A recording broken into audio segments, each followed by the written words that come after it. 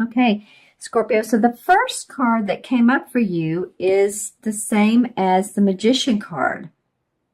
And this card talks about creating your own life, creating your own destiny. As you can see, she has the Pentacle, which is about her money. She has her Cups, which are about her emotions, her heart, and love. And the Sword, which is about ideas and thinking. And of course, the Wand, which is about what she's going to create outside in the real world, in the world of work and manifestation. So it feels like, Scorpio, that you guys coming up mid-month are excited about what you're doing, or at least you're paying attention to quite a bit to your own destiny. Where is this leading you? What are the questions that you're asking yourself? Pay attention to those. Like, am I enjoying what I'm doing? Is it serving my highest purpose?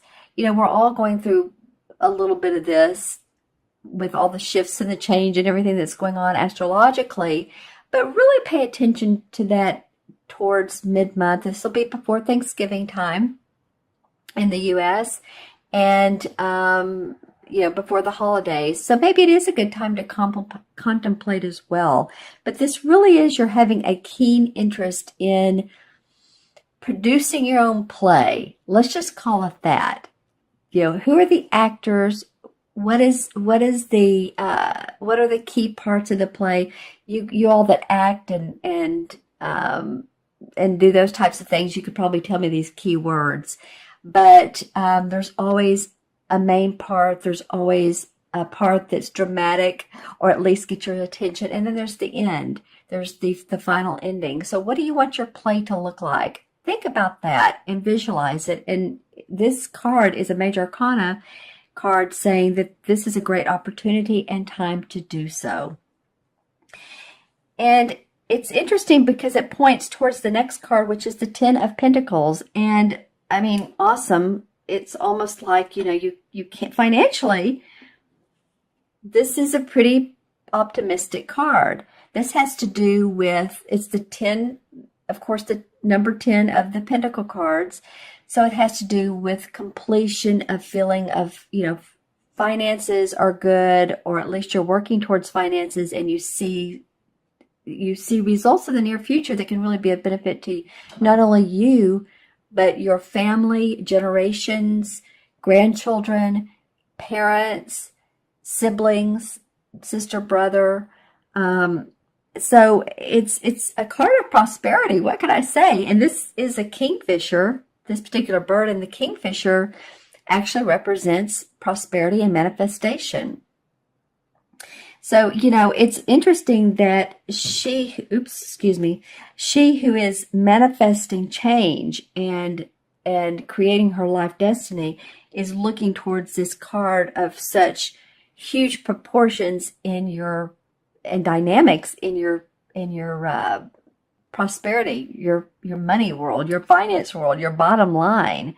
So you really may be thinking about that. It can also be a card of inheritance. So any of you all that are seeing inheritance, money coming in through ways that you had not known was coming, possibly through bonuses at work, but it really more or less means through usually the family channels, property that comes up, and money that, like I said, through inheritance or stocks, bonds that come about. So pay attention to those things. The third card is the Queen of Swords.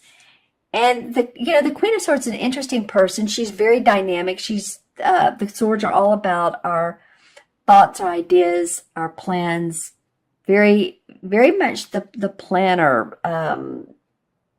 And she's can be a little sharp with her words. It's interesting with the sword. She's great with her intellect, but she can be a little bit cunning. And so this person can either represent, you're being that way. You're having the aspects of the Queen, and also this represents an air sign. So that'd be Libra, Gemini, or Aquarius, Sun, Moon, or Rising, and the aspects that they have. That all three of those signs, excuse me, are very intellectual. That's why they're air, because it's, we think of intellect coming from our mind. But this could be a person that comes into your life randomly, or someone you haven't seen in a while. This could be someone that some of you are like, wow, they've popped back in. Do I want to get to know them? Are they part of my life? And I'll pull clarification cards on this. Just know that, to up your inner strength, your third chakra, inner strength around this person, because the queens, like I said, can be very, I hate to say manipulative, but sometimes. But if you up your game and you have a discussion with this person, then you're fine. It can also mean you just taking on some practical projects, creating new projects and planning. So I'll draw, and that can be for any type of Scorpio. Just think about which she would indicate to you, and I'll draw some clarification cards for you. But, sometimes these cards can go either way. This could be someone coming back into your life that represents someone who you feel is very sharp and intellectual and straight to the point. Or it can be you taking on these aspects. So let's see what the cards have to say. And you know what else I'm noticing in all three cards are birds. This is like a crow. This is a kingfisher. And this is a beautiful yellow-breasted bird. And so birds to me are like messengers. So also intuitively pay attention to messages you might get from being outside and noticing birds flying by. If it's not too late in the season, some people are noticing butterflies pretty late in the season. But birds, like I said, are messengers and can often be our past lovers that have passed on, or they can be family that have passed on, spirit guides, in other words. And actually, with these purple irises, that is a very intuitive color, purple is. So I'm feeling like with 1, 2, 3 birds, that each are very distinct. Pay attention to messages that you might get. And let's pull some cards and see what this might be. Interesting. Well, the Nine of Swords, and this came up from one of my readings. I believe it was for Pisces last readings I did in the beginning of November, came up under this card. And so this definitely meant, she's been crying, she's been worrying. There's a problem with this Queen of Swords. This person's come back in, and they're not meant for her or him, or if it's a woman or man. This can be a man or woman. So, that can be. It came up under the Witch, which is the same as the Magician. So I feel like some of you have really worried over some of your structure, your finances, your home, your house. I was trying to say home and house at the same time.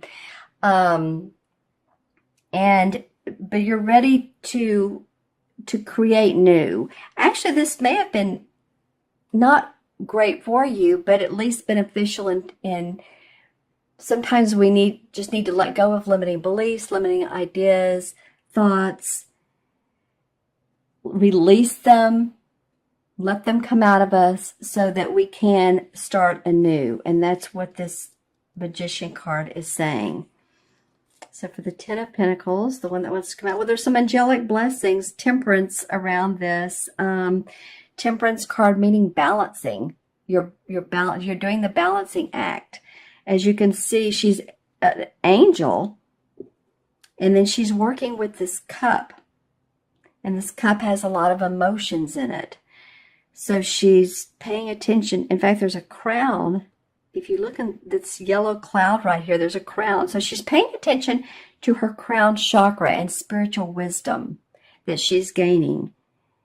And also through her emotions. So paying attention to what's coming in, like I said a minute ago, intuitively, and manifesting, combining that with the earthly planes, with what she can emotionally feel good about and produce. And I feel like this has to do with your money, your income, setting that firm foundation for yourself. And the Queen of Swords. Okay, well, the Page of Rods came up. The Page of Rods usually indicates a message coming in of work, of something. You hear about a new idea to further your work. Someone says something to you like, you could do this, and this could really, help you out. And that's what I was saying earlier about listen to other people. So interesting, the Page of Swords is almost shouting out to her. So it feels like possibly this Page of Swords, because this person is a talker. This is a fire sign, Leo, Sagittarius, or Aries. But the fire is, you're able to come up with these analytical ways of thinking when you reach into your page. This page may be a person who has inspired you. It may be even a child. But it does feel like that you feel inspiration. Now, this person, like I said earlier, is a queen that has come back into your life and you're not really great about it. Feeling great about it. Pay attention to anyone who has offered you suggestions, called you on the phone, a salesperson, salespeople. And I've been in sales, so I'm not saying anything bad about salespeople, but it could be that you didn't like this type of news, and now you're doing it your way, or that this news was beneficial and you're reaping the rewards of your benefits, like I said earlier. I'm going to pull also a card from Earth Magic and see what the resolve is. What is the resolve? Karma. Okay, DNA. Well, karma has to do with, this is, like I said, Earth Magic cards, and they're all about the earth and the different components. And it feels to me like with the karma card that you guys are experiencing past life, and it could be past generations that go way, way back.